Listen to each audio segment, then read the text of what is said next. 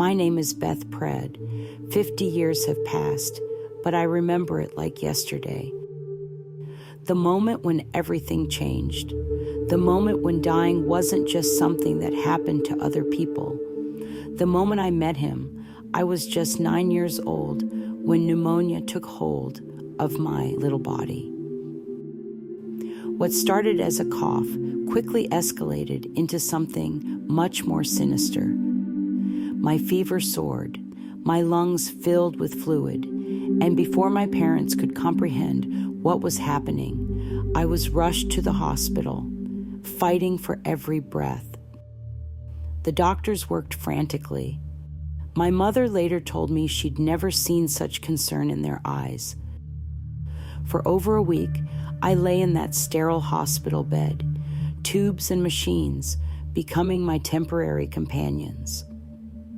But there was one night, one particular night, when everything shifted. I remember drifting in and out of consciousness, the beeping of monitors creating a rhythm to my labored breathing. The fever had reached its peak, and I felt as though I was floating above myself. It wasn't frightening. In fact, it felt peaceful. And then came the light, not harsh or blinding, but warm and golden, enveloping me like the gentlest embrace. It seemed to radiate from everywhere and nowhere at once. In that moment, I wasn't scared. I wasn't in pain. I just was. As the golden light surrounded me, I became aware of a presence. A man stood before me, though stood isn't quite right. He existed there, within the light, as if he was part of it. He wore a simple brown robe, and his brown hair fell softly around his shoulders. His beard was neatly trimmed, framing a face that emanated kindness. But his eyes were what captivated me. They held the universe within them, deep, knowing, and filled with a love so profound it defied understanding. We didn't speak, not with words anyway. His voice resonated directly within my mind, clear as the purest bell. "Are you ready to die yet?" he asked. The question didn't frighten me. There was no judgment in his tone, just genuine curiosity. I considered it for what felt like both an instant and an eternity. Before I could respond, he asked another question. "What have you done with your life?" What a strange thing to ask a 9-year-old child. What had I done with my life? I'd learned to ride a bike. I'd made friends at school. I'd helped my mother bake cookies for the church. Were these the kinds of things he wanted to know? But somehow I understood that he wasn't asking about achievements or milestones. He was asking about love, about kindness, about the ripples I'd created in the lives around me. I didn't answer, at least not with words, but something passed between us, an understanding deeper than language. And then, with the same gentleness with which it had appeared, the golden light began to recede. The man's image faded, but his eyes, those incredible, infinite eyes, stayed with me until the very end. I woke up the next morning, my fever broken. The doctors called it miraculous. My parents wept with relief. For me, though, something fundamental had shifted. The world looked different somehow, brighter, more vibrant, more precious. It wasn't until 6 months later, sitting in Sunday school, that I saw a painting of Jesus. I gasped out loud, startling the other children. "That's him," I whispered. "That's the man who asked if I was ready to die." My teacher looked concerned and called my mother.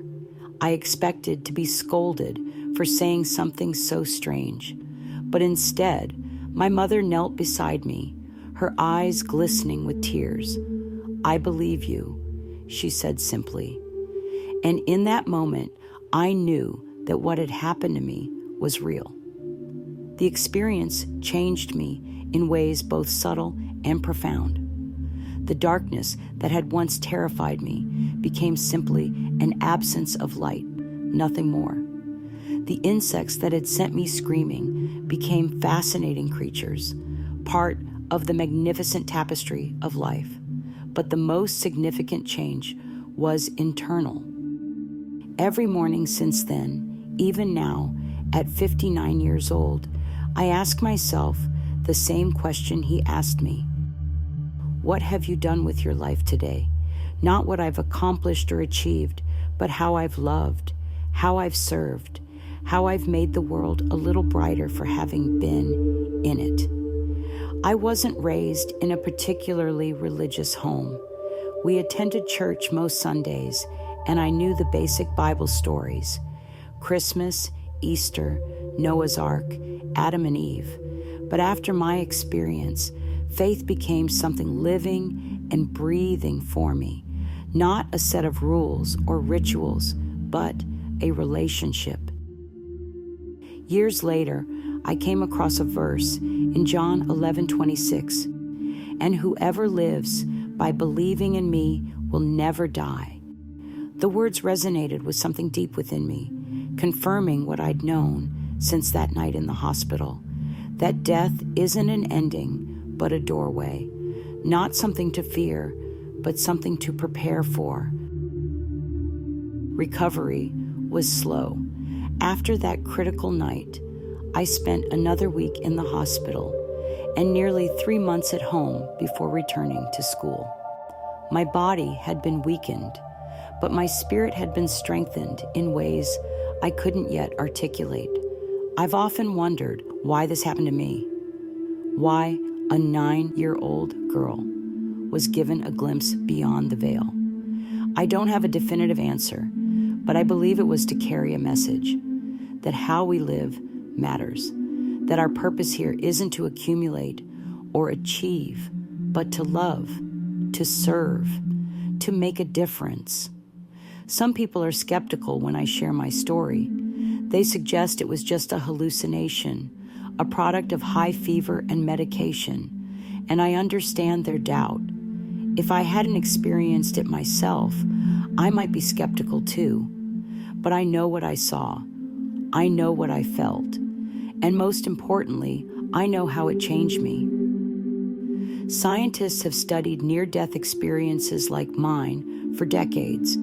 They've noted patterns: the light, the tunnel, the encounters with deceased loved ones or religious figures. They've suggested explanations involving oxygen deprivation or the brain's release of endorphins. But none of these explanations diminish the profound impact these experiences have on those who undergo them. As I've grown older, I've met others who've had similar experiences. Each story is unique, colored by personal beliefs and cultural context, yet they all share a common thread, a sense that there's more to existence than what we can see and touch. That consciousness extends beyond the physical body. That love transcends death. My experience wasn't dramatic in the way Hollywood might portray it. There was no life flashing before my eyes, no parade of angels, no pearly gates. Just a simple encounter with unimaginable love, and 2 questions that have guided my life ever since. Are you ready to die yet? And what have you done with your life? The first question reminds me that our time here is finite, that each day is a gift, not a guarantee. The second reminds me that what matters isn't what we take from life, but what we give to it. So I live each day with intention. I try to be kind, to be present, to be of service, not out of fear or obligation, but out of gratitude for the life I was given back that night. And when my time eventually comes, when I'm asked again, if I'm ready to die, I hope to answer with a heart full of love and a life well lived. Because that's what I learned in that golden light 50 years ago, that life isn't measured in years, but in love. And love, true love, is eternal.